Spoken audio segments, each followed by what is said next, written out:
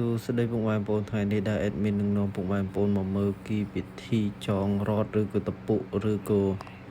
វត្ថុផ្សេងពុកម៉ែបងប្អូនមើលតាមវីដេអូដែលខ្ញុំធ្វើបង្ហាញនេះទៅគឺពុកម៉ែបងប្អូននឹងចេះហើយមើលវីដេអូនេះមួយទៅពុកម៉ែបងប្អូនបើមានចម្ងល់អីអាច comment សួរ admin ខាងក្រោមបានពុកម៉ែបងប្អូនវិធីចងនេះគឺងាយស្រួលមែនទែនធ្វើតែមួយផ្លែតគឺចេះហើយពុកម៉ែបងប្អូន admin នឹងចងមួយឲ្យពុកម៉ែបងប្អូនមើលឲ្យទាន់ដើម្បីងាយស្រួលធ្វើវិធីនេះគឺអែមពុកម៉ែបងប្អូនអានេះគឺ admin អនុវត្តផ្ទាល់ពុកម៉ែបងប្អូនមើលតាមតែវីដេអូ admin ធ្វើទៅគឺបាន 100% គឺមាំមិនលបោតទៅណាទេពុកម៉ែបងប្អូនមើលតែវីដេអូ admin ធ្វើនេះទៅគឺមាំគឺឲ្យចងស្អាតមានផ្នត់ស្អាតទៀតពុកម៉ែបងប្អូន